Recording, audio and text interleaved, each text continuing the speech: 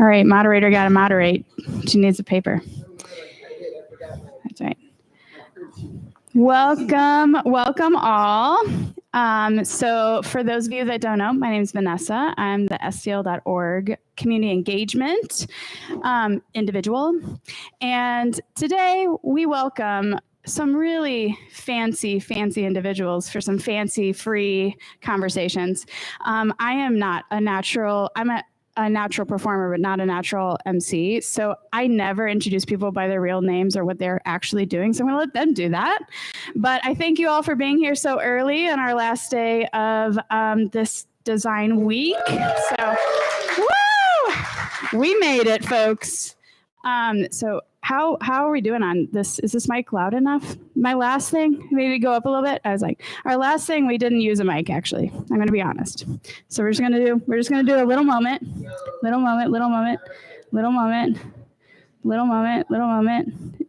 Am I getting louder? Am I not? Okay. Did we do a thing? Did it do a thing? Not at all? I did nothing? Great. Just talk louder. Okay, great. There you go. We're gonna do this. Actually, I'm gonna give you the wanky one. Okay.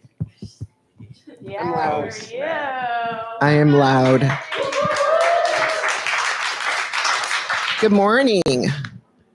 I am Tracy Moore, and I am very lucky to have these three here with me today. I am Director of Creative Services at UMSL, and I am also a former freelancer, self-employed person. So when I thought about topics for Design Week, I definitely thought about freelancing. There's so many people out there that are freelancers. And I'd like to also define the difference in my mind between a freelancer and owning your own business. It's two different things, even though it's kind of the same thing. So let me introduce, I'm going to just say your name and then you can tell a little bit about yourself. I have a description, but that's always so boring when I'm just sitting up here reading. So anyway, we have Miranda Murray, we have Ludwig Fortune, and we have Kaylee Humphrey. So these are our three panelists. So Miranda, you want to start, just say a little bit? Sure.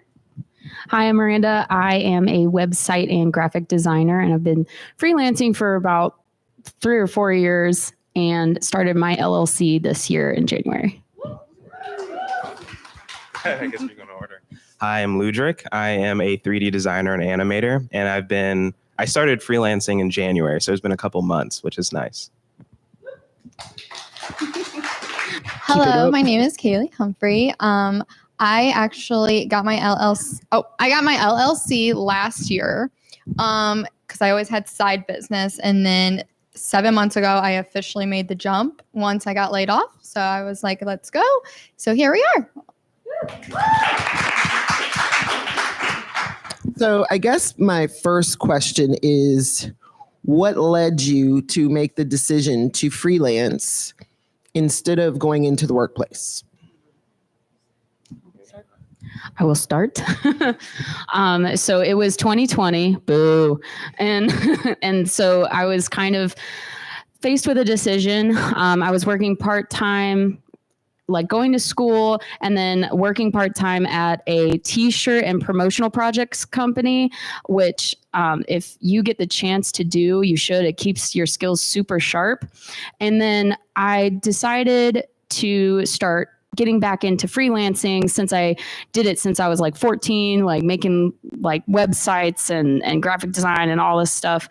And then 2020 hit and they were like, we're going to lay you off for a little bit. And I was like, I'll get back into freelancing. And then when I went full time and I was losing money because I was staying at my full-time job and not taking the freelance jobs that would pay more, I was like, something's not right. I think so. I took that opportunity to go part-time and then eventually made them my client.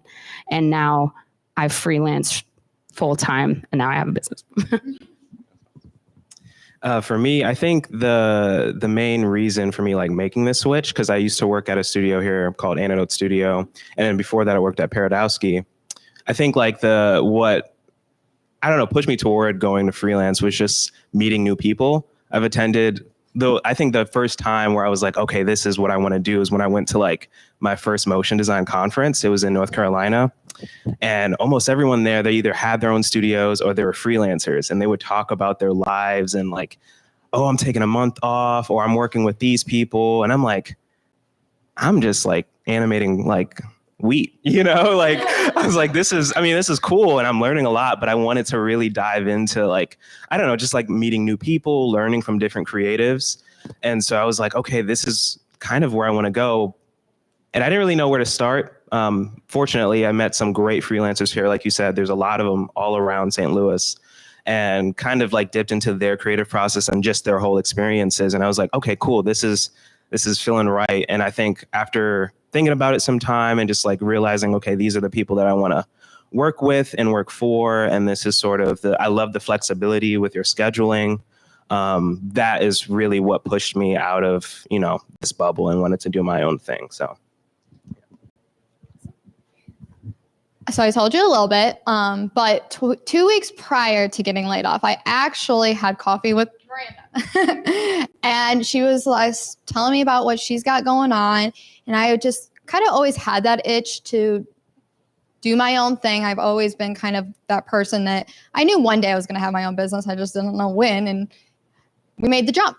But prior to that, she just was kind of telling me a little bit of her process and how she started doing things. And it really just inspired me. And so once I got laid off, I was like, all right, let's go full force. And again, I've always had side work, so it was kind of an easier transition for me. But I did start a business course as soon as I got laid off, because I was like, okay, you don't really know what the business side of it is, so let's go and learn that. And I think my biggest thing is investing in your education and learning just as you go too. Like you're kind of always learning. And my biggest takeaway was just like, you're never going to stop learning at this point. So just enjoy the ride. Great. Let me ask the question. How many people in here are freelancers? Anybody? Oh, okay. We got a lot. I know personally from being a freelancer that what I saw was a difference, at least in my experience, that when I was just Tracy Moore, the freelancer, it was not as, I don't want to say respected, but it was not seen the same as when I said, I own Tracy Moore Graphics, the business. And even though it was my name, when it was later, I thought I should have come up with a cooler name than that. But I just go with TMG sometimes. It seemed like it was a little bit of a shift in the way that people perceived me. And it also gave me hours. Like I tried to establish literally like a 9 to 5, because that would be when I would deal with my clients mostly. But when I was freelancing, they felt like they could email me or call me at like 11 o'clock at night. And email back then was, it's been a long time. But it's, kind of establishing those guidelines. Do you all see having a problem with that? Like, have you seen people treat you differently when it's a freelance thing? Definitely. There's a saying that says like, you teach people how to treat you. So if there are people emailing you or calling you or texting you like in the middle of the night or on a Sunday or a certain day that you don't work, literally not answering them until your established hours can really prevent that. So teach people how to treat you. And if they call you, oh, this is the marketing girl, or like, oh, this is the, so-and-so lady who does art, strongly but firmly, but politely say like, oh, I'm the owner of this creative agency, or like, I am the owner of so-and-so, like TMG Creative. Yes, they said great things. I think just being honest about your hours, and also staying true to like, if you're going to be out of the office, there's no reason for you to be, looking at your email. Like I was just on like a short mini like vacation, and I was still getting Slacks, and I'm like, not looking at this. You all know that I'm out let's, you know what I mean? Because then once you start doing that, then they recognize you as, oh, he's always going to be available no matter what. And then, those boundaries start to kind of fade. So I think being able to set those boundaries early and also just staying true to yourself and respecting yourself too. Because I know it's hard. It's like, oh, I gotta, even with emails, like I get an email, I'm like, oh, I have to make sure I get back like quick, And so just, I don't know, staying true to yourself, being honest, and putting up those boundaries can really help prevent those things. So I think the boundaries is a big one. And it's hard to put boundaries up whenever especially when you're first starting, you're like, no, I need to be like on top of all of this. Like I need to, own it. But in reality, that's how you get burnt out. And that's how you get tired of like, oh my gosh, now I got to do this next task like right now. Especially whenever you have a child. I have a child, and it takes time away from him. And I have a great partner who will say to me, all right, time to put the laptop up. And that's kind of he's been really great at helping me build those boundaries. Because I'm not really great at them. I'll be honest. And so, yeah, I think the staying true to yourself and really allowing you to have boundaries is really key. There was another thing that I found too, is a technical thing that also changed. It was a game changer for me. When I started, I did not have a website, but it was kind of not that time. But this was 1997, so very long time ago. Once web was coming and I needed to have a website, I officially changed my email to Tracy at my website. If you have a Gmail, don't do that. And the reason I say that is because it makes it more personal and not business. So if you've got a website, it's easy. You get a domain and you just do an email address with it. So that was one thing that I found was different for me. And then eventually for me, I got a space. I actually had a little office because it made it more official in my mind to have to get up and go to work somewhere and not be in my pajamas all day, which is funny now that we're like post-COVID and I work from home half of the week and I'm in my pajamas mostly from the waist down mostly. But what are some things that you aspire to do with your business? Do each one of you feel like you will probably at some point hire someone? Yeah, so I aspire to, so I actually hired someone in the audience that I won't point to, but she did a logo for me for Sites for Causes is what I'm calling it. And I aspire to reach out to organizations that need marketing materials such as websites, designs for social media, newsletters, and things like that, and provide that. And that's definitely an opportunity to scale that and then eventually, hopefully, hire an army of people who want to do some good. Yeah, I think the end goal for sure is to be able to hire people. And what I love with the motion design community is like, we're all friends. And I think what's great is that I'm constantly either getting recommendations or like, I have friends who have their own studios and I would work with them, or I would get pitches and I would send them recommendations. So I kind of like that relationship that I have now. And I don't know, maybe down the line I could see myself hiring someone, but I think right now what I like is just being able to recommend jobs to friends. Because that's honestly, there's moments where things get busy and things don't, and so sometimes it's just saying, hey, there's someone around the corner that would fit this role. So I think I would love to get to a point where I get enough clients to where I can, start sprinkling them around, sharing them with my other peers in the community. I would love to hire someone because doing the business side of things is really exhausting and time consuming, especially because I personally reach out to my client. I personally reach out to leads. I do hard sales. So, and learning that sales skill has been a challenge and we're still learning. But that's one of those time consuming things. And once I start to establish things in a process, that is definitely something I want to start looking for, is like maybe a VA. Because I mean, the whole reason why I'm doing this, because I love design, I love creating, I love building websites, I love building brands. And so my passion doesn't lie in the business side, but I would need someone trustworthy to help with that.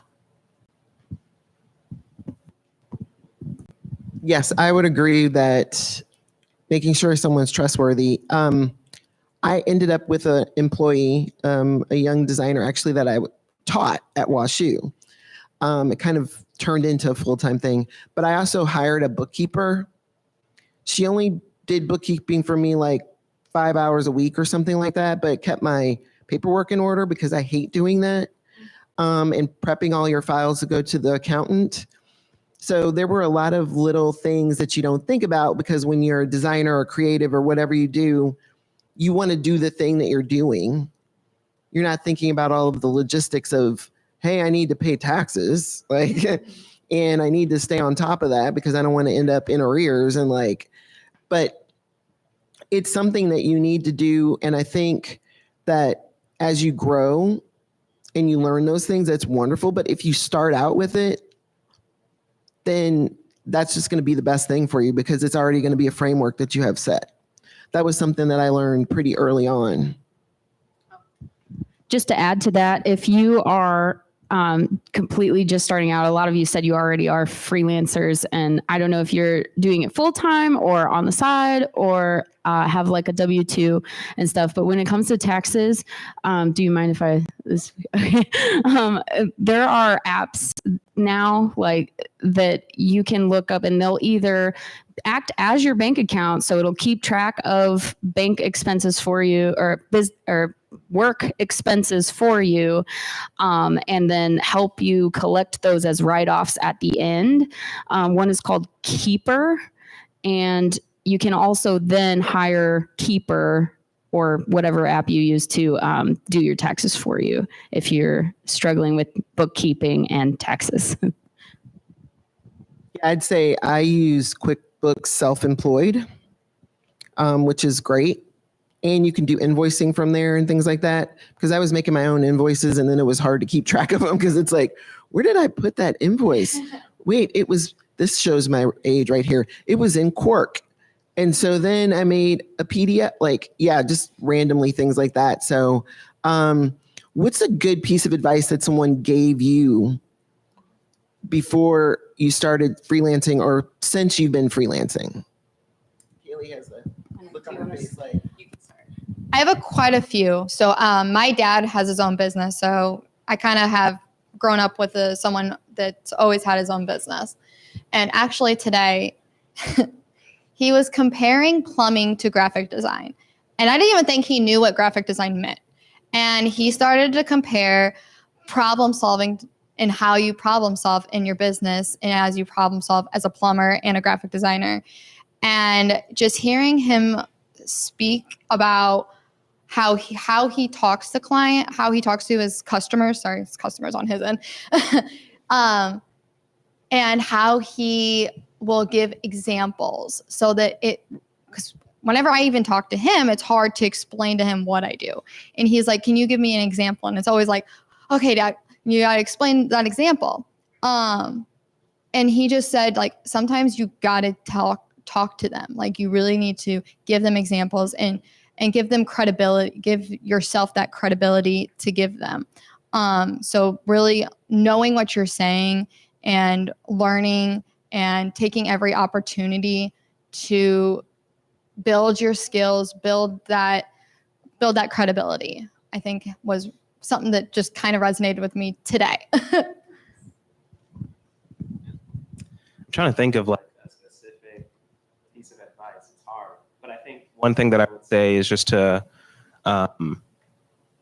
it's very difficult, especially during the like low days and low periods, to kind of like, for me, sometimes I'm a little hard on myself, because I feel like the lack of work is like a reflection of myself, and like maybe I'm not where I need to be. And sometimes it's like what I like to do to get out of those things, just to like to shift my mental. It's just, if I'm not doing anything, it's just to, like you said before, just do some sort of like learning or take that time for yourself as well. So that's kind of like my bit of feedback, is to like, when there are moments where you're not working, those are opportunities for you to kind of learn new things or take time for yourself. Cause that's really important at the end of the day, because you can't do anything if your cup's not full, you know? And that's another way to like going to burnout as well. It's like, you want to make sure that you're always up here, because when work comes, sometimes it's a lot and you have to be able to manage all that as well. So prioritizing like yourself, your learning, like everything, education is really important during slow work weeks or months, you know? I think that's really important. To piggyback off that a little bit, whenever you get slow too, like that's kind of a good time to start honing in on your process and really getting a good, like I started using Notion and really setting that up and how I'm going to use that with my client. I give them a client portal and really like diving deep into that, and so that you can really, when you get that next client, you're like, I'm going to even do better than the last one because I have this new system in place. So really getting your process and how you really want to start structuring things, and working on your website's always fun and good thing to do, and updating your portfolio, which Notion is a project management system that it's not too terribly expensive. I think it's $20 a month. Not 100%, but it's really fun for graphic designers, especially, or designers in general, because you kind of get to customize it and make it kind of fun. And so again, it gives you your own flavor instead of just using like Asana. And you can't really have too much fun with Asana or Monday. And Notion is free to start. So you can look it up and it's free to start, and it looks good on a phone. A really good piece of advice I got was like from a poster or like an Instagram post. It was, you are not your work. And that is, I mean, as a designer, that's so important, because like we equate our value, like especially if like you're a freelancer and you have only yourself to critique and nothing to compare to almost. Separating yourself from your work. If you think about like the first time you opened Adobe Illustrator and you looked at all those tools and you were scared shitless and you were like, what the heck am I supposed to do with all this? And think about your very first design. Does that represent you like as a designer? No, hopefully not. But so whenever you lose a client, or whenever you make something you're not particularly proud of, you like have to remember like, oh, that's not my worth as a person. And I am always improving. So, you know, you are not your work. You are how you continuously improve it, is a good piece of advice I got. I'd say it's good to also surround yourself with people who will give you good, honest feedback. Mm-hmm. Not like, I always show things to my boyfriend and he's an engineer. So whatever he thinks is like, I look at him and you think that's a good, no, that feedback is not helpful. Like, find one or two people who you can show your work to, who will give you feedback, because it's hard when you're by yourself and there's no one to say like, hey, is this working? Is this not working? Because even though you're trying to please your client, you still want it to be something top-notch, stellar, that you can put in your book, put in your website, show that work to people and get more work. How do you find business? So when I worked for an agency, it was like a production company that became an agency. It's interesting. When I worked for them, the main thing that they drilled into us is word of mouth is 90% of sales. You've probably heard that. Word of mouth is everything. And when Kaylee first came to me with coffee, I was like, number one, you're doing it by being here, networking with people, and then find something you are absolutely passionate about and would do for free. And then do it for a little less money than you'd normally charge, just to give yourself some time to practice. go to your church, business owner, friend, Instagram page that you're really passionate about, like anything. And then I guarantee you that person will know somebody with money. Like don't do work for free all the time, but do something you would have done for free anyway, and it will just follow you. It really, really will. And then of course, just presenting yourself in a good way with a good portfolio and being in on LinkedIn and going to networking events and all that good stuff too. And if you can't afford a domain and you have to have a Gmail or Outlook Gmail, maybe make a separate one with your desired, like it can be first name, last initial, creative, or web design, illustrator at gmail.com, and just present yourself in that way. Is a good place to start. For me, I feel like the way it's been a good like in between. Like it's either me finding people or they will find me through LinkedIn or Instagram. But I think the thing that I do the most is just stalk people. Yeah. I stalk a lot, and I mean I go crazy. I'm talking about like the full board, pins, and like everything. And also like what's been really what's helped is like producers. I find a lot of producers because I work with a lot of people outside of St. Louis. So of course I can't be in Oregon or New York to meet these people in person. So I find studios. And what's cool about LinkedIn is like you can find a studio and they'll be like, oh, you were probably at this studio. That's what I've been doing. I'm like, okay, I love this studio. Oh, this studio. Okay, cool. I'll go here. And then after that, it's like, all right, let's find the producers. And so after you find the producers, you're like, hey. Of course, sometimes I give it some time. I familiarize myself with their work. If they just dropped, like recently, a studio just dropped this really nice piece, and it was really great. It was something that I would want to work on for free. It was fun, and so I'm like, okay, cool. Hey, I'm Ludrick. I'm this random person, but I love your work. Talked a little bit about that piece that I love. Kind of showed them who I am. Nothing too long because I know they all have, they're busy. We're all busy. And then, I'll send that out and I would wait for a bit. And sometimes it comes back, sometimes, it doesn't, which is fine. But that's kind of what I've been doing. And then on the other end, people have been finding me through either my website, which is really also interesting because some people would contact me through my website or directly email, or some would be like word of mouth. So I do work with some people here, and that's from maybe like an old boss knows someone. And so then they usually have their own studio. And so I would work with them. So it's really a mix. And I think it's important to not only be comfortable with reaching out, networking, but also making sure that you're making, working on your portfolio, working on how you present your work and yourself. Because that goes a long way. I've worked with people and I'd be like, how did you find me? And it's like, oh, we saw your LinkedIn or we saw your Instagram. I've gotten people who said they looked at my Instagram. Like, that has like no business stuff on there. Like if you check, it's like all colorful and it's like, why am I working on this? Like, you know what I mean? Like this is what gave you the okay. Like, you know what I mean? It's really interesting. So just doing a little bit of everything from, across the board, I think is important. And that's been working for me so far. So, yeah. I do the same thing. I reach out to CEOs of companies and business owners and DM. I connect with them on LinkedIn and then I send them a message. And I also I bought Sales Navigator. It's not cheap, but I knew that I had to invest in myself. And I've gotten 3 sales calls and 2 have pretty much landed. So, we're making progress. And learning sales too. That's a whole nother ball game that I didn't think I was ever going to do. And here we are. And we're Tony Robbins, listen to him if you're going to do sales. I think I have one more thing to add. For all you introverted people who are afraid of what we're saying, there are opportunities. LinkedIn is really good, like, stalking and stuff.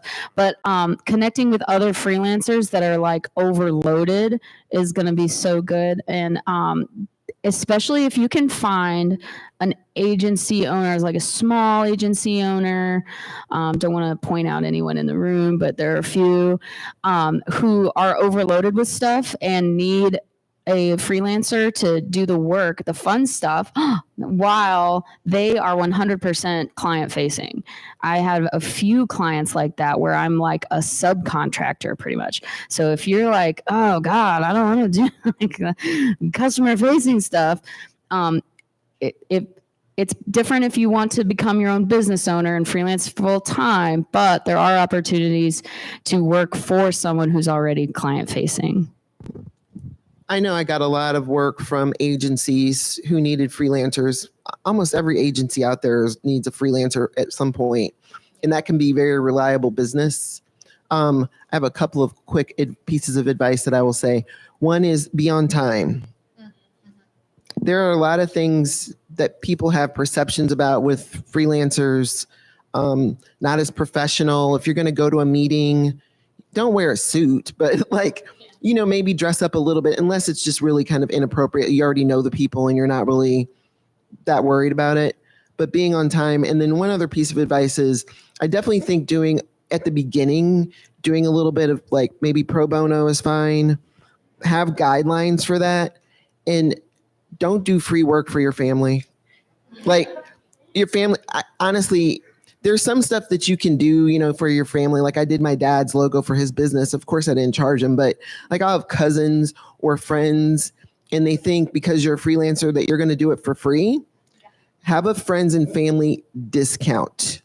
That worked really well for me. It's just like, I'll give you, 30% off what I would normally charge.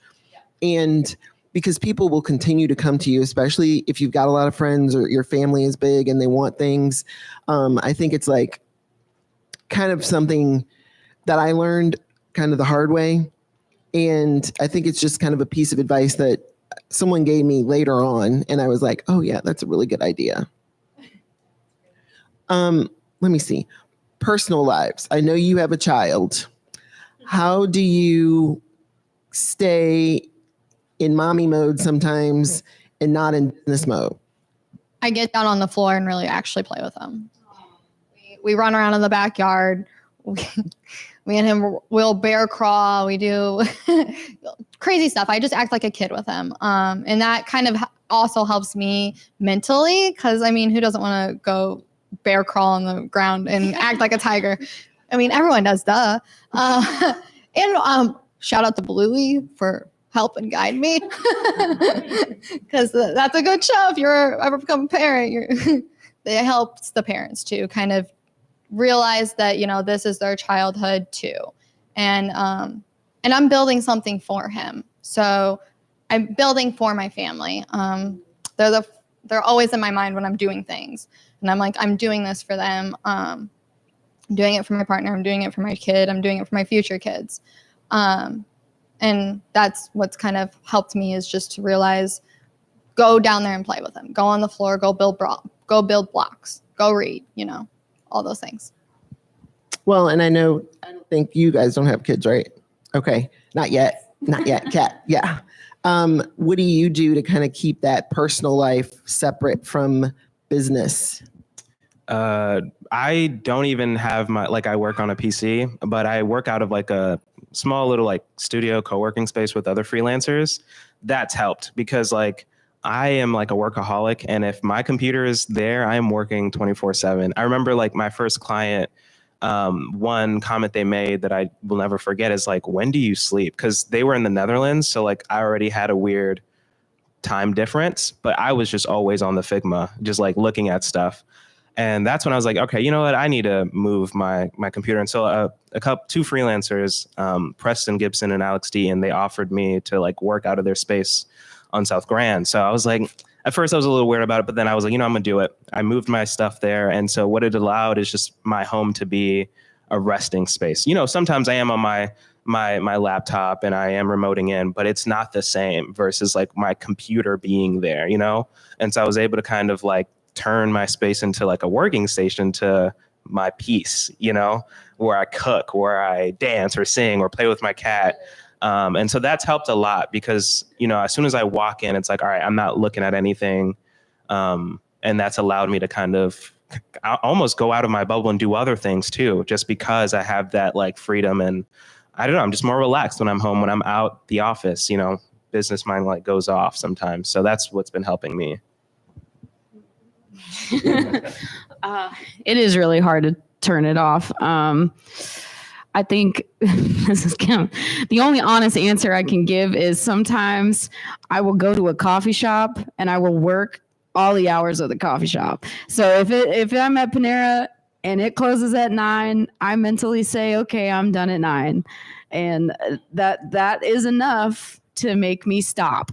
And so, if I'm going to one and it's closing at 6:30, then I'm like, okay, I'm working today until 6:30. And that actually, it does help. And then if you have a planner or like a Google Calendar or something like that, my little sister literally told me, like, you should start writing down in your planner specific times when you are going to do what you enjoy.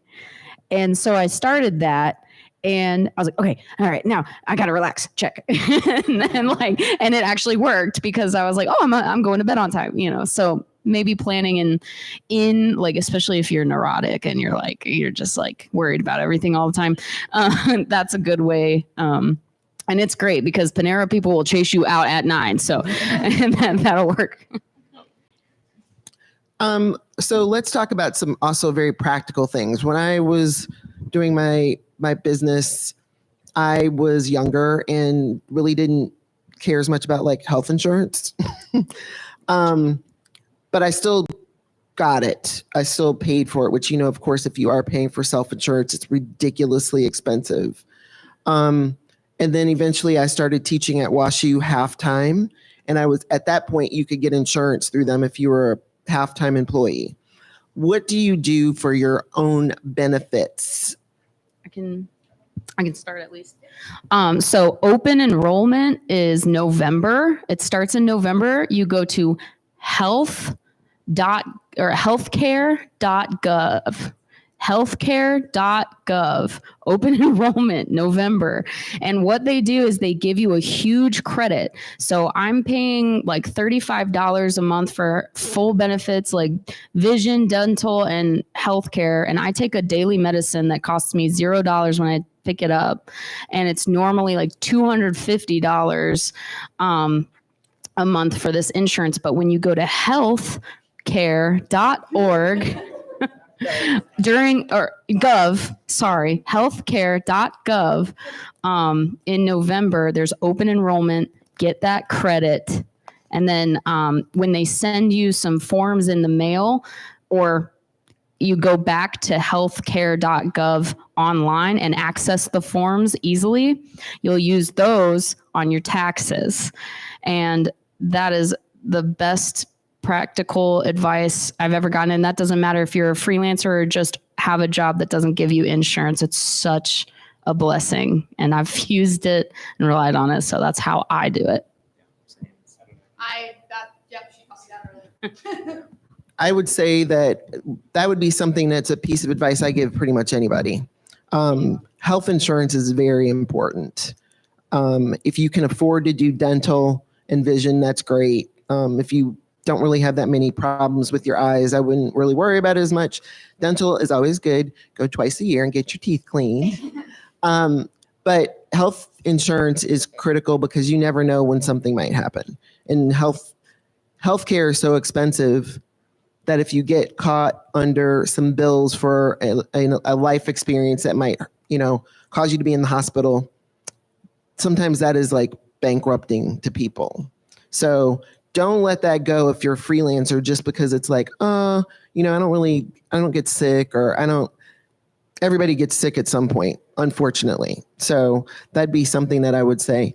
I was trying to think if there was I had another really good point and I've forgotten what it was now. I know. Any other type of, I know I was going to say, another thing to start is your own IRA. You can go to like Edward Jones, or there's so many online now. I went to Edward Jones and I was doing literally like $75 a month. You can start with any little bit, but you don't want to end up being 65 and not have any money, in retirement. That I think that's really important. And it's kind of a little thing when you're younger and you kind of don't think about it that much. But when you're young, that's the time to start. The sooner, the better. You can build up a lot. It can compound very greatly. And you don't even have to just do an IRA. There's all other kinds of investments that you can do. But set something like that up early. And before you know it, you're 45 and you've got a good amount of money away in your IRA or whatever your account is. Is there another, what were you going to say? I was just going to say, talk to financial people. If you have financial people in your life, talk to them. I have Edward Jones and I have a Buckingham person. So just kind of start to talk to those people, try to find people to talk to about it, because not everyone gets the same things. And you can, like she said, invest in things and start to build out that money. So yeah, definitely try to talk to some financial people. And get a good accountant. There are a lot of really good accountants out there that really specifically work with freelancers and independent owned businesses that are really good at helping you figure out where you can like write things off.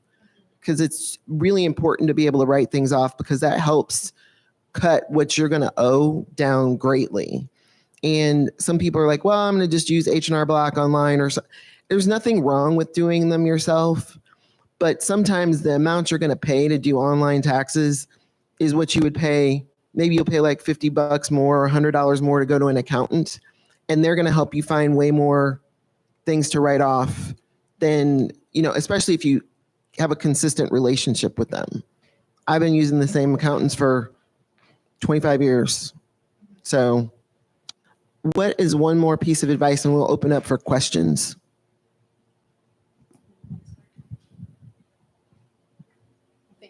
Okay, I'll let them think. Piece of advice. How many of you are freelancing for the first time this year? First time. So yeah. So be loud. This is your time. Yeah. So like she said, like an accountant person, if this is your first year, you're probably like, oh man, I don't have money for that or something. So, but that $50 or $100 would be, you know, a good piece of advice to put toward an accountant or even an app.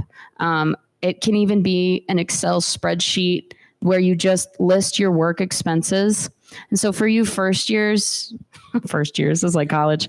Or for you first years, the piece of advice I would give you, which you've probably heard and will hear a million times, is like a few things. Like first, find your bank account that you're going to accept payments in.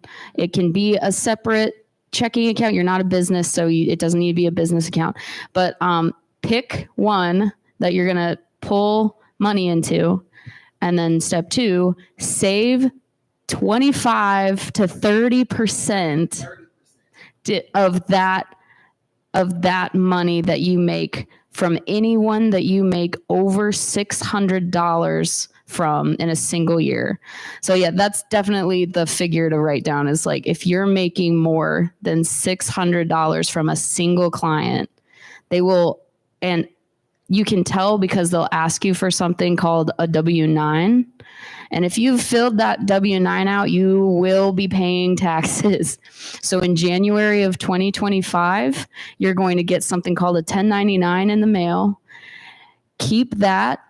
Keep your Excel sheet or app that you kept all of your stuff in, all of your work expenses, and then take that 30% in your bank account that you saved, and you'll use all of that to do your taxes. And it's not as scary as you think. I've used TurboTax, H&R Block, and Keeper, and investing that little bit of money into an app or someone doing it yourself is great. If you're bootstrapping it like I am, I got to know everything. You'll need those things to move forward. So that's very practical advice. Follow that up with, I think it's really important to go ahead and start your own bank account that's separate, because it's easier to keep track. And if you trust yourself with a credit card, get a business credit card that has like points. Like you can sign up for like Southwest card and get like 150,000 points sometimes, which is a lot of flights. And then you can keep things really in line with that. And also you can write off part of your space that you work in. So if you're in an apartment or a house, if If you have a room that you're working in, you can write that percentage of that space off on your taxes. So it's really important to, if you're not going to get an accountant, to look at those tax laws and those tax resources that are out there to help you make sure you're making the most of your money, because you are going to end up paying 25, 30% in taxes. But most of the time that's worth it. A lot of times you're just going to make more doing your own thing than you might work as a salary. Yeah, a quick rule I had for myself was for every $100 I make, I'm going to put $35 of that away. And that's boom, math. And there's also like great resources here. I think VLAA is a great resource. Like look into that because they do cool workshops and they're also quick too. I would reach out to them and they would hit me up back like instantly. So it's a good resource and a good opportunity to kind of familiarize yourself with the finances and everything. So that would be my little for the arts. Yeah. Oh. Yeah. VL. Yeah. There's also another website called Freelance Union, and they just have a lot of good resources out there in general, just of all across freelance. And I get their emails and they send out workshops, all kinds of Zoom things that they do. So yeah, there's all kinds of resources out there. So just be open-minded and search. The last thing I'll say too is to, even if you're doing it already, act like you're starting over. If you don't have everything lined up, start now. You know, if you don't have a separate bank account, go to the bank that you have an account at and say, what do I need to do? Do you need an LLC? Sometimes you do need an LLC, and that is really not hard to get. I actually did mine online, and it was maybe like $100 or something interesting. I think that. it was like 80. Yeah, it's something like that. And that allows you to then file a Schedule C on your taxes, keeping your business income separate from your regular income. If you do have a job that's part-time, or even if you're doing it full-time and then you're freelance and you want to keep your business, I have a LLC separate from my job and I have a full-time job. So when I get freelance money, you still end up paying your 30%, but I have a separate Schedule C along with my W-2. So, you know, I've got 1099s, W-2, like, and I do real estate on the side. So I get 1099s on that part. Like I got a lot of 1099s. So any other little last before we do any questions? Build your community up. Yeah. We're all here for each other. We all want to see each other grow, especially here in St. Louis. Like there's some cool people out here. And AIGA, you got a person here. AIGA is great if you're a designer, creative. I was president for, Anna tells me it was just 3 years, but the website said 3 years. I was president for 5 years. Anna was president for 5 years. It is a great organization. It does cost, a little bit of money, but there are lots of events and things like that. There's some that you can definitely do for free, but it's nice to be a part of that and have a membership and really partake in those kind of things that AIGA locally and nationally does. There are a lot of really good resources for that. So, and as you said, if you're shy, I understand that. I am not shy, like the opposite of shy, and so networking is not a problem for me, but networking is really important, and LinkedIn is really important. So if you don't have your LinkedIn, and if you get a good portrait, a photo, like I was just about to say today, there's a headshot. Headshots down at the end of the block. For AIGA, invest in getting a good headshot. Don't put a selfie on your LinkedIn. Don't do it. It is not Instagram. Because if you have really big businesses looking to hire you and you don't look professional on your LinkedIn, they might just say, well, I don't know about that. The more professional you look, the better. I've actually looked at CEOs that had selfies and I was like, oh, I'm not working with that person. Yeah, I think kill them with your portfolio, kill them with your headshot, and then in the copy, be funny and personable. Because man, this person's got it all. They're cool and they're funny in their bio, but not that I'm cool and funny in my bio or anything, but okay, they're personable, approachable is what I mean. And they've got the professionalism about them to get the job done. And yeah, just work on, like I said before, how you present yourself. And also, AIG also has a Slack, which is nice. So that's another way that you can kind of connect with creatives. And what's cool is like with the board, we're all kind of our own. Some of us are, freelancers and entrepreneurs. And it's cool because you get to learn so much from them. Every time we have our meetings, we're always catching up, and it's a great opportunity. So that's another plug, but that's my last thing. I know people think it's dead, but I still have business cards. Yep. And some people think it's not but I have business cards because if you might meet someone you never know where, and you need to be able to tell them how to find you. And you don't want to just say oh, my Instagram, they might not have time for that. They might not write it down, put them in your phone. Or I know they have the ones that you can scan someone's phone and then get their business card. Do one of those things, but have a business card and make it look professional. Obviously, if you're creative, hopefully you can do that. If you're different kind of creative and not a graphic designer, just do something that's a template on Moo or Vistaprint or something like that. Moo, and if you get a good, Moo is the best. Yeah, Moo is the best. Those are the best business cards, moo.com. They cost a little bit more, but man, they make an impact. Okay, so questions. Who has a question?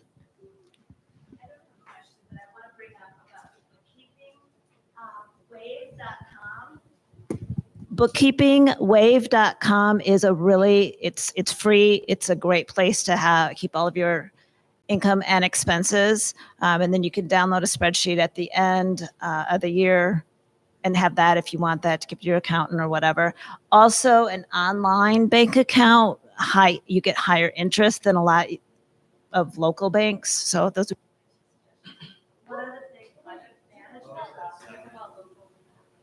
to get an online bank account, because you'll get a higher interest bank account than you would maybe a local bank. You can check around, but also look online. I can't remember who I have mine with. If it's Chase, JP Morgan, I think something like that. Another project management software or kind of along the lines of Notion is called Moxie. It's very, very affordable. Their support is amazing. So. Thank you. First, I wanted to say thank you so much for all the information. That was highly informative. And I wanted to ask, it's a multi-part question, so feel free to answer all of it or a part of it. But I guess I've just been wondering about mentorship a little bit as someone who's grow professionally in a creative career. I've just been wondering the impact of mentorship and just kind of, did it have a professional mentor or someone that you just considered a mentor, even though if they didn't present themselves as such, or did you have to kind of find your way? Early in your professional career, would you say you found one? Wow, yeah, that's great. Yeah, really good. Yeah, so early on, just starting school, or I'm in high school still, you look for mentorship in your teachers first because they know people or they are obviously experts. And then when you get into college and you're looking for internships, or you're just out of college, you can find information is free if you know where to get it. If you cozy up to your boss even, and you're that's how I got a lot of mentorship, is if you present yourself as willing to learn, your bosses, if they're any good to you, will pay you to learn. So while you're learning and getting that mentorship, you're growing your skills and getting paid for it. So mine was and still kind of is a lot of people. I had a high school teacher, so it started pretty early, I guess. He was like, "Would you ever consider graphic design?" I'm like, "Yeah, you mean PowerPoints and stuff? Do people do that for a living?" And I was like, "Yeah, it's everywhere. Look at everywhere. Design is everywhere." And I was like, "Whoa!" So, but then in those times where I couldn't find mentorship, where it was kind of me on my own, YouTube, Instagram, and if you find those creators, it's better. It's easier now more than ever to find those mentors like online, and you can compare them and see like, oh, that was bad advice. I was like, oh, that was good advice, and kind of think for yourself. But I hope that answered all of the questions. Yes, mentorship helps a lot. It's great. I think for me, I think I started, well, I want to shout out some people first. I believe like I like, again, like teachers for sure, professors, they've helped me. But I think with freelancing and also just realizing that you can kind of be your own person and business owner, Javen Solomon was like the first for me. I remember when I first met him, he was at PGAV at the time, but just his whole demeanor and just how free he felt just speaking to him, I was like, okay, cool. I kind of want to do something like this. I don't know what it is yet, but like I like this. And then of course with COVID, then he went freelance, and just seeing like what he's done for the community, I was like, okay, this is great. And then soon after that, I met other motion designers like in my field. So like Marco Cheatham, who's an illustrator, an amazing illustrator. Yeah, and just seeing like what he's been doing, he's helped me, and we've gotten coffee, and he kind of like talked to me about what he's going through, and that led me to meet Preston Gibson and Alex Deaton, who I talked about before, where I share a co-working space with. Those four have been like mentors for me, and they've taught me a lot, even about just like talking to clients. Like I learned a lot, because what's the benefit of being in that space is that you get to hear, we have meetings, and sometimes you're there during those meetings. And like for me, I like to say to myself, I feel like I'm like a coin. Like sometimes I like talking, sometimes I'm like, let me be in my space, So talking to clients has always been kind of like a scary thing at first, but just hearing how they speak to clients and just how they talk about their work, I'm like, okay, cool. I think I understand this format. And so they've helped a lot just in that situation. Of course, even with finances, they've helped me out, and just they just always been there, whether it be about during like low periods or how to like what to do in those moments. So it's really important. And I think if you don't have one, another thing that I like to do, like I keep saying, like stalking, I always reach out to people and always talk about how much of a fan I am, because I just love seeing great work. And that even turns into like a small little like mentorship, even with the like technical stuff as well. It's like you learn so much by having those conversations. So yeah, that's kind of what I've been, and meeting those people, I've reached out to them as well. So like, don't be afraid to just like contact people, because we're all human and we all like talking about. And people love it. It's very showing a lot of respect. Yeah. If someone reaches out to me and they say, hey, I really like what you do, or I love what can you help me out just by advice? That's very flattering to people. And you don't even know that you're doing it. It's like if they don't have time, they won't respond, or they don't get back to you, but, or they'll say, I don't have time. But mentors are huge, and you can definitely start young with them, and you can start right now. Yeah. Kaylee? Mine's a little untraditional. I have an amazing support system. I truly do. I'm blessed with a really good family. And like I said, my dad has his own business, so he's been a great, just when I did this, he was like, do it. He was like, why wouldn't you? And I was like, stop. But no, having those people in your life that push you to do the things that you're scared to do.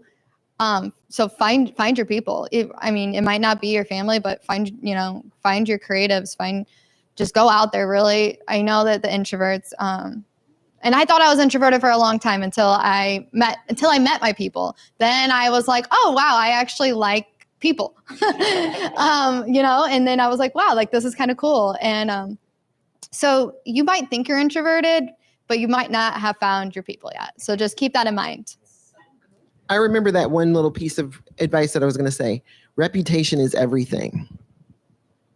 So don't burn bridges. If something doesn't go a certain way with a client, like just finish it off, end it gracefully.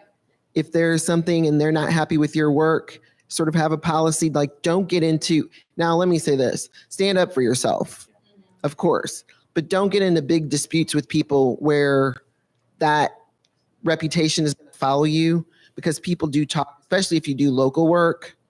The industry is very small in St. Louis, so you can get a reputation that's not that great. I know you've been having your hand up for a while. Thank you. I do have a question. First, I wanted to share a piece of advice I got from the head event coordinator at Jazz St. Louis. He told me that there's no reason for any freelancer to not have an LLC. There's a lot of legal and tax benefits to having one, and it's like $100 and just some forms that are stopping you from doing it. So if you have $100 and you want to set it up an LLC and you're freelancing, you should. Then my question was, so for someone just starting out, because I'm still in college. I'm in my senior year at UMSL. What? Thank you. What sort of pricing do you set at the beginning of your freelancing career, and how do you determine how much to charge? That's the endless question. Big agencies don't know what to do with that, but I had to steal the mic and answer because that advice about LLC stuff, I'm going to be completely honest in saying that you should not start off with an LLC until you are absolutely nailing your bookkeeping and taxes, because you have to fill out forms like the BOIR and keep up with compliances and all of this extra stuff that you might not be prepared for. So when you are selling products or when you are nailing your bookkeeping, like that's when it's more beneficial. But I'm going to be completely honest, with all of the 1099 jobs out there right now, it's way less important to get that LLC until you are like absolutely ready. And because I just did it this year and I was like, God, I was doing fine with my 1099s and everything. And now I got to report to the government, my beneficiaries and like all this stuff and beneficial owners and all that.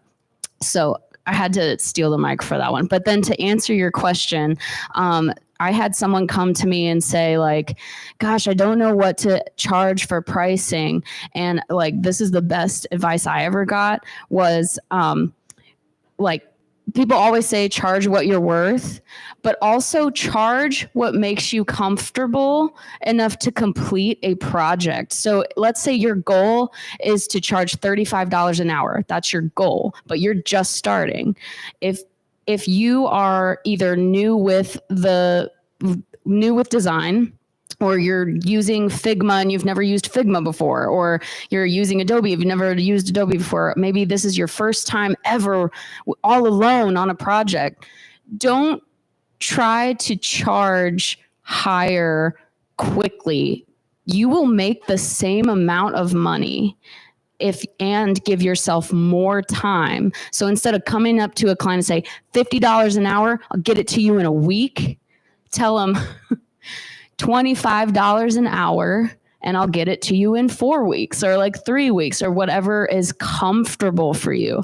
A lot, like, I don't want to have people like, maybe you really are truly, your designs are truly worth $50 an hour. But if you're new, if you're just starting out, don't put that pressure on yourself, because they're gonna be like, oh, $50 an hour, I better get it in a day, So just like relax, charge what you're comfortable with doing, and you'll make the same amount of money, but in more time. For me, I just got a lot of help because I was in like motion design. I feel like it's very different from different creative communities. So like for me, they work with like day rates and stuff. And I'm like, even for me, I'm like, I don't think I should be charging this much. But like some professionals are like, yeah, but then how are you going to live if you're, you know what I mean? It's like Miranda said, like charge what you're comfortable with, because like I said, you do have taxes. You do have all these other expenses. You do have to eat. You do have to do, have insurance and all this stuff. So like after all of that, are you still comfortable? And I think that's like a good question to ask yourself, and that should help. But also don't be afraid to reach out to some people in your field, because a lot of people that I spoke, that I talk to in my field, they're very transparent, and that does provide me some, it helped me a lot, and it's been going well for me so far. So I think don't be afraid to talk to other freelancers, budget, figure out what you can, what you're comfortable with, what you can, like if you can live with that rate. figure out what's like the norm in your community. And I think that's like the best place to start. To piggyback off that, also don't forget to up your rate. Once you get some clients underneath you, like don't be afraid to be like, I've got this much going on and now it's time for me to raise it. I try to do it yearly, but I also am making the change to offers. So instead of doing a day rate, I give one offer. I'm gonna hold on one second. I want to go ahead and give that advice. There is also a book. I know I'm butchering this name, but it's something like the Graphic Artists Guild. Yeah. Thank you. You can get it at the library and look up for what you specialize in. What are people charging? It's also got great advice about contracts and what you need to include and what you don't need to include for different types of contracts. And it's got a lot of information on working with clients and, there was one last thing, taxes. So I was also going to plug this book because I was informed coming right out of college, like I'd say like Bible level in terms of importance for freelancing. What makes the book really good too is that it doesn't come out every year, but every new edition, they add on to stuff that's going on. So the most recent one, 2021, I'm hoping that they're going to come out with like a 2025 soon, and that will probably talk about AI and a new addition to the field. What's really great is they also poll their members. So when they're asking about prices, it'll be like, here's the range that people in this industry are giving right now per project, either by hourly or by the total project cost. And that was just really helpful starting out to see like, okay, I'll kind of stick to this lower end that I'm seeing some people starting at, given the fact that, I'm new to this or I'm fresh to this. But then you can also say, they'll advise like, add on this much over time, or if you think you're comfortable with this, add this on, or other factors that may, like rush. If someone wants you to rush, you're probably going to add a bit higher of a cost to that. So yeah, really can't stress how important and helpful it is. I'm probably even underselling it right now. Don't undersell. There is another place. It's freelancing females that come. Yep. Yes, they do. I would say one thing to know is that there are going to be times where you're going to be like, I should have charged more. Yeah. Like there's always going to be a time where you're just like I didn't know or I didn't know they were going to have. I think writing out an estimate, like sometimes people just want like a handshake. I only do that for people I know very well. Otherwise, I would say it's good to have a formal estimate with terms like 2 rounds of revisions. Yes. Or like a framework for it so that you're not feeling like taken advantage of for a certain amount. And I think it's important to remember that this is a business. Even just freelancing, even side work, that is business. Someone on the other end is paying you to do something. They're considering it business. You consider it business and make sure you protect yourself. Yeah. So if there's something that you can write up stuff online. There's all kinds of different free templates. I was a commercial photographer for 12 years, freelance, did all kinds of other work, and I work with artists now. And art in the creative field is really hard to sometimes delineate what is fun, what is work, what is, this and that, and what am I work, because we're so connected to our work, it's so emotional, right? But as a freelancer, it's important for you to keep really good track of what you actually work on when you're working on a job. So like, oh, it didn't take very long. You're like, oh, you're having fun, you're doing stuff. If you actually set yourself to the clock, like I'm working on this now at 12, blah, blah, blah. I did it through this many hours. It's kind of amazing again when you're like looking at what you have done and how long it took you or something like that. Or also keep track what took you much longer than you thought, or what resources you didn't realize you're like, oh, I have to run out to do that thing. Kept running out to do that thing, paying for the thing, all that's all part of your time and your effort. So earlier when you're talking about you're going to sometimes charge someone not enough or sometimes you charge someone too much. The great thing is that they balance each other out. Yeah. Don't stress out who didn't make as much as you wanted on a job, because there'll be another job that just goes like butter. It's so sweet and it's easy, and you got to pay the bundle. They actually balance each other out. So don't stress about that. Yeah. And as creatives, if you are your time and your talent is quantifiable. So over time, you're going to say, okay, it took me this long. Well, you take that hourly down and you chop it all up, and this person's like, oh, they paid me $50,000 to do this.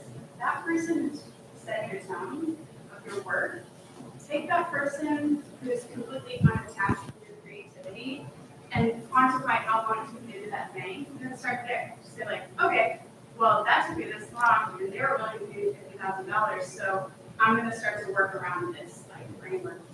And it's just the more you do it, the more you get used to that, what you're wearing.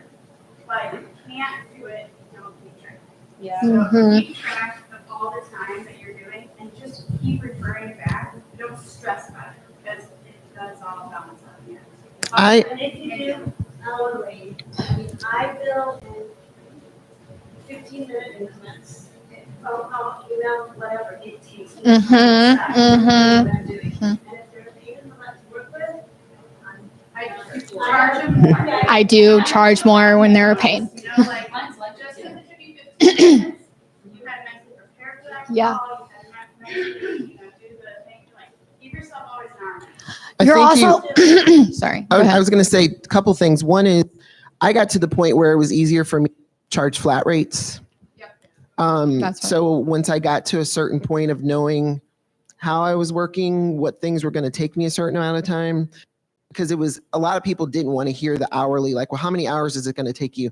Well, it might be this, it might be like, it's kind of hard to do. They were better with flat rates. Yeah. If someone tells you, oh, that's a lot more than I thought.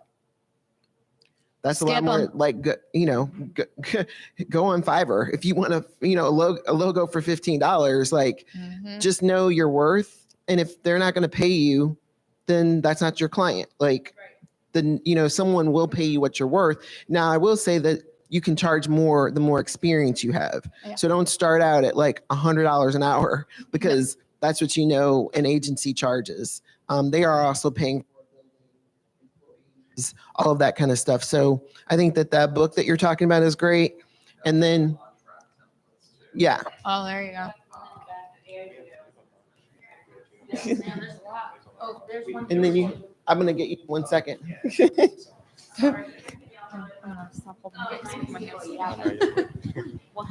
Thanks, everybody. Speaking of Fiverr, I just wanted to know from you guys in this world of Fiverr, Upwork, AI, how do you maintain your confidence and sell yourself confidently to your potential clients? I think I'm not as like worried about AI and stuff because I think we're people and we're all different. And if a client's coming to you, it's because they're coming to you for a reason. You know what I mean? You have, I don't know. I just, we're people with souls, and our work is kind of like a reflection of our own experiences. And I think that's something AI cannot replicate. Like, yes, it can generate great images, but at the end of the day, a client's going to want to shift something to the left or something to the right, or make something larger or do all these other things. And, sometimes AI can't do that. So I feel like for me, especially with what I do, I think what I like about AI is that you can use it as like tools, but I don't think it's ever going to be able to go to a point where they're replacing jobs. And so I kind of look at it as like okay, it's a cool tool to kind of get me where I want to go. Kind of like how Photoshop is a tool. Photoshop wasn't always how it is now. You know what I mean? Same thing with like other software that I use, is it wasn't always the same. So I just view it as tools, and that's kind of what saved me from freaking out. Oh, true. Yeah, it's freaky at first. Yeah. So you make yourself indispensable by being that human being, and you're like creating a brand. And if they didn't have time to sit down and design it themselves, they're not going to have time to put in 1,300 different prompts for AI to try to get what they were talking about. You know how bad people are sending you emails and they're like, make it green. okay, what green? Like what do you mean? What's it? How do you think AI is going to do? So that's just my 2 cents.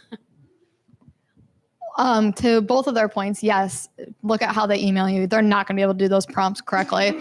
And then also to his point, yes, if you're by yourself too, like definitely use AI to be your backbone a little bit. Like that's kind of your collaborator, use that to spit some ideas, use that to like start sketching, I don't think it's a bad thing. Make a mock-up with it, use it with ethics, don't obviously make your whole thing about it, but use it to your advantage for real. Like it's out there. We're living in a cool ass age where we get to use that. Like this is a new realm for freelancers because you're doing it by yourself. You probably don't have a team at this moment.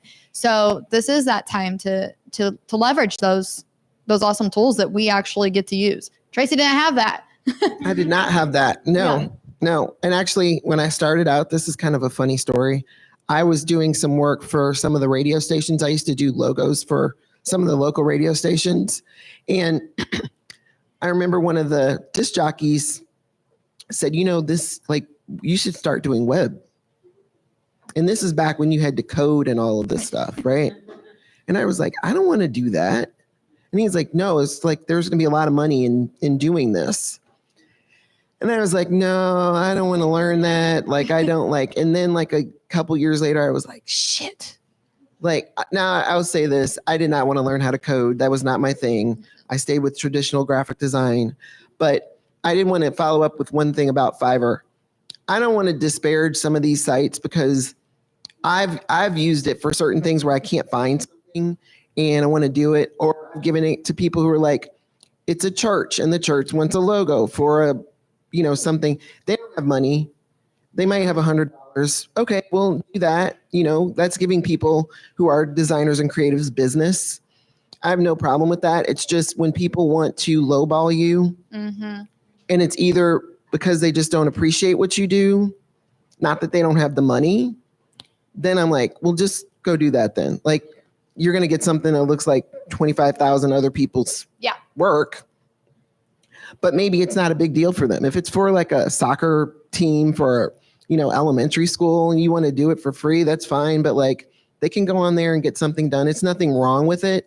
It's just remember your value. Like you learned this, you have your talent. Your talent is worth money. People who know how to do taxes get paid to do taxes. They didn't really, that's just things that doctors, you go to them, you see them for 30 minutes, it costs like hundreds of dollars. That's their education. That's your knowledge. That's the same kind of talent that you have. So make sure that you value it. Oh, and okay. No, you go ahead. Appreciate all the insight you guys are bringing, especially as I used to be a freelancer, like prior to 2020, you went to full time and now I'm jumping back in and it's been not as smooth as I thought it would be. But so recently I had an experience where I landed a contract that I was working really hard to get, especially as an introvert. That was like crazy. Hair flipping. Yeah. But the contract ended up not going the way I thought it would. They were changing the scope while not budging on the budget. And so eventually it was very difficult because I was like, I am still looking for clients. Should I let this go? Should I just work through it? Eventually walked away from this contract, fortunately. But I was just curious if you guys have any examples or stories of like when clients, because technically they were pushing a boundary. Yeah. So you guys have stories or examples of how you handle something similar to that? So doing sales calls, you're being very vulnerable and you're kind of putting yourself out there and you're trying to be the one to take over that. And sometimes it's one of those things where that person was not meant for you. Like that's what you have to learn. And one thing that I will say is the girl that made Canva, I come back to this every day. And I know we've probably all have heard this saying, she got 100 no's before she got a yes. And just keeping your spirit up, I've cried I mean, we're passionate. We're trying to do some cool shit. We're trying to make our living. We're trying to, put ourselves out there. And that takes a lot mentally. And being able to just be like, you know what, that didn't work. You learned a lesson though. You learned some lessons. You learned that no, that's not okay. If you build a contract out and they are like already gung ho about it, then they start to change things. Like, no, you don't want that client. That's a red flag client that you don't even want. So knowing that just because there's money there, those red flag clients, they aren't really worth it. Not in the long run. No. Because you're probably going to do, Right. There are things you learn over time about when you can kind of see that red flag on people. And even when it is, sometimes it's not that particular person or company, it's the project. Maybe the project scope isn't right. Maybe they don't really know what they need. So having a good conversation about it at the beginning is great. And then pushing that back when they're like, well, we want like 12,000 other revisions. Well, I need to increase the budget for that. And at a certain point, like I said, reputation is everything. So try and end it gracefully if you can, without allowing yourself to be so taken advantage of that but there's going to be times where stuff isn't going to work exactly like you thought. And it's okay to push back, or sometimes just say like, okay, I'm going to just let it go because maybe they've given you other work. I have a great example that brought me to my knees. It was horrible, but are you a designer? Graphic designer. Okay. I had a great contract with someone. It was monthly. It was going great. There were red flags in the beginning. Like they were firing people on their staff and they had a questionable accountant. And I was like, it's fine. I'm fine though. So I walk into a meeting one day and he was like, thanks for everything. I'm not happy with what you've done for me. So we're going to cut it. And I was like, when Tracy at the very beginning was like, accept it as gracefully as you can. That is such invaluable advice. So the first step is kudos to you for getting that contract in place in the very first place.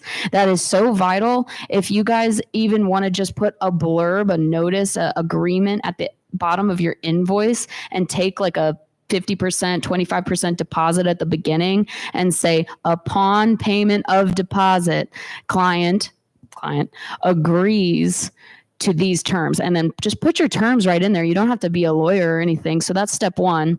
And then step two, when I stood there like an idiot, like with all of my clipboard and paper and ready for this meeting, and I'm just like dumbfounded that this guy just literally handed me the last check and said, get out of my face.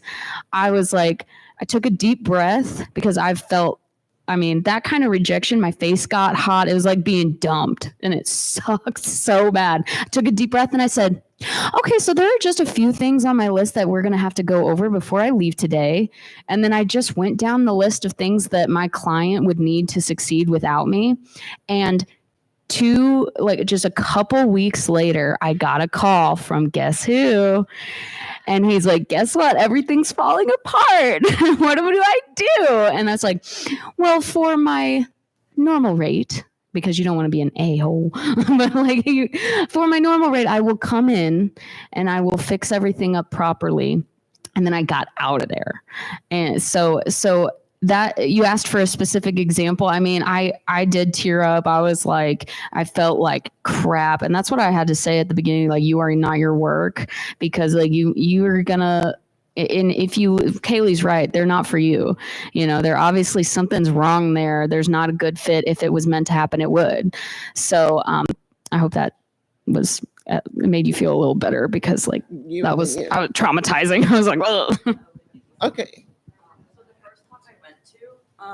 Someone said something that kind of stuck with me. They said, exposure is fine, but Ameren doesn't do exposure for free. So, that kind of goes to the know your value type of thing. So I just remembered that right now. And I thought that was important to bring up, just because as artists, I feel like a lot of times it's easy to feel like our work is not worth, we let other people define our value, and maybe that's something to step away from early on. I also had a comment about the pricing or the contracts, like setting them up I've been doing freelance just for 3 years, but I learned quite quickly but I've been doing graphic design for about 15 years, 20 years, somewhere around. But like in the contract, I've learned, like in my discovery call or whatever, we'll talk. But when I send them over a contract, upon signing, it is 40%. Or you can break it up, whatever percentage. First, mood board or whatever, first proof or things that you see, there's another 30%. And or however you want to break it up. But so to your point, if they, oh, we want to do this, and then they want to cancel it because it is so frustrating. Like, I mean, it's not even worth your time going to like small claims or any of that. They'll waste your time. You'll make more money. That's happened to me. 2, with a magazine, they paid 3 of the 4 payments and got left high and dry for like 12 grand. And so, and to their point, I was boiling mad for about a month longer and probably even longer than that. But then I was just like, well, whose energy am I wasting? Because they could give, and it was just like, okay, this is something that you'll never forget. Yeah. And then with the hourly, like the hourly, I used to do that because sometimes clients, they want to know, but I also found out that when I did that, they're used to paying, some of the clients I worked for, bare minimum. So when you come at them with, okay, well, I charge $100 an hour, $75 an hour, 60, whatever your rate is for how long you've been doing it, that can scare them more than saying like, hey, well, to do this, well, that's 2,000. And then you set your terms. It's this much more or whatever for additional changes beyond the scope. And I've found that to be a lot more beneficial on both sides. Yeah. Because I've designed logos in 2 hours. Those like the clouds parted and everything. So I was like, oh my God, this never happens. But I'm not going to be like, okay, here you go for 150, and then there's been other times where like, oh, I'm going to crush this logo. And I've been at it for 3 weeks or 4 weeks. Yeah. So I also can't go back and be like, okay, here's your logo. It's $7 grand, for a small, like mom and pop, type of shop.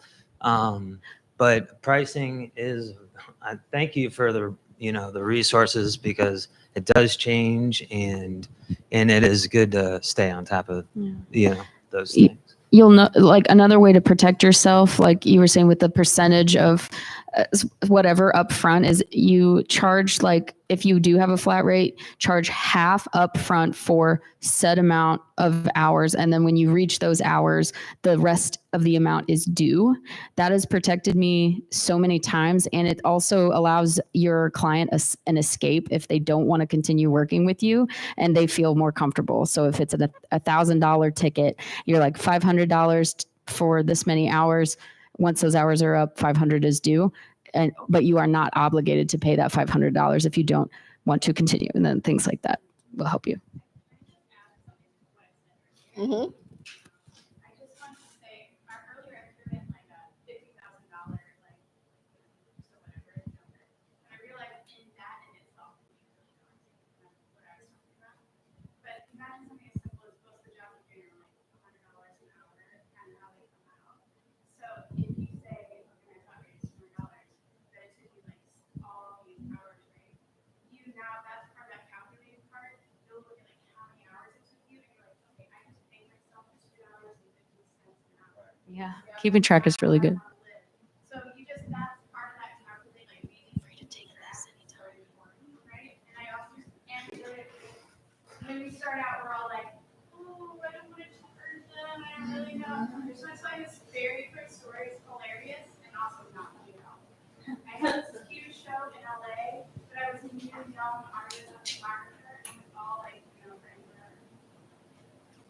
also has the always put your contact information out there. Try not to change your name and your contact all the time to make it hard for people to find you. Because a lot of times, especially with artists, like I didn't sell anything at that show I had. At the show down in LA, and it's like 4 years later, someone reached out to me. I live in Oklahoma and I have this show in LA. And they found me through Facebook, right? So, because I never changed my email and all of a sudden, they tracked me down. They're like, I really love this photo. We just moved to this house and I just keep thinking about it. Do you still have it? Well, I didn't have it marketing more, but I clicked on them, right? And I'm thinking, oh, I just was so excited. And then they even want it. I was checking like, like the cost of shipping it, and I'll just eat the prints. And like, I didn't know that, right? Dang. I charged them nothing.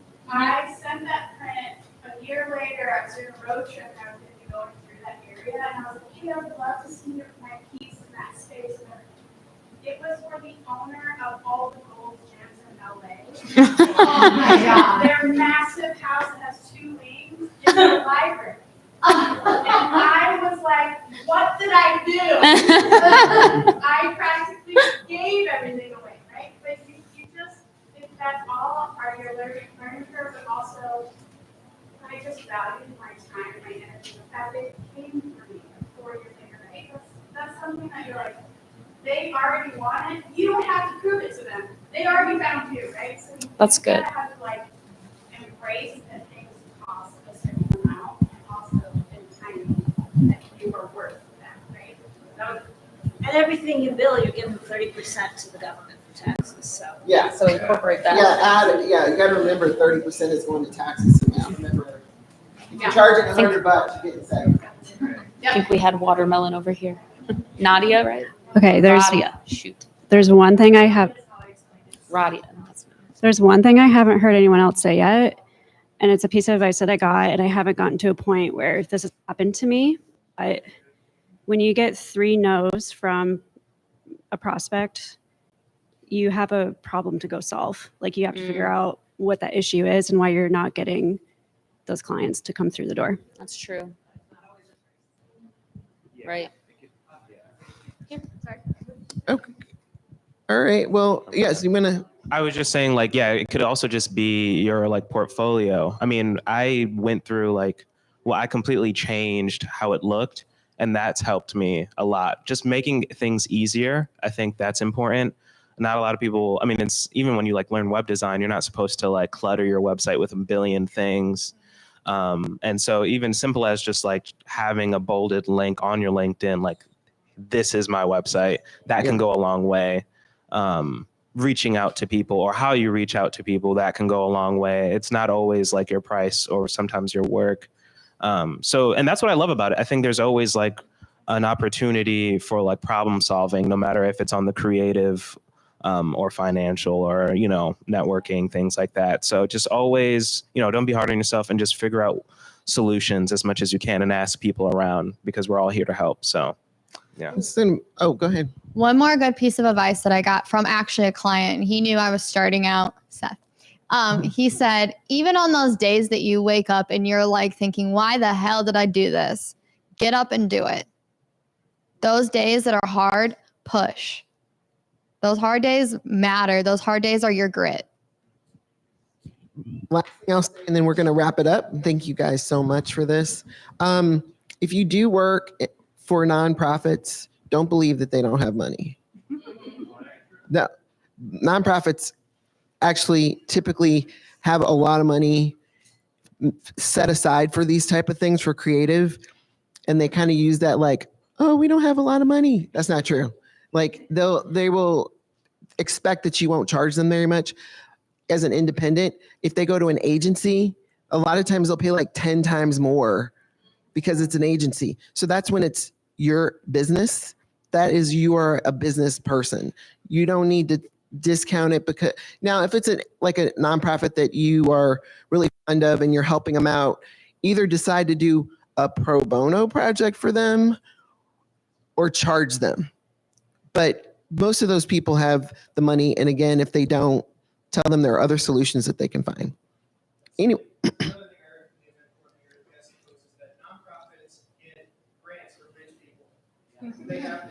And sometimes they get grants for marketing work. So just know that. Oh. Yes. Okay. Well, thank you guys so much. This has been very helpful. I started something called STL Design Club. If you think this graphic looks good, don't scan this. If you think this graphic looks bad, go ahead and join us. We have tens of members already. And I also have cards in the back, so join us. Follow them on the social.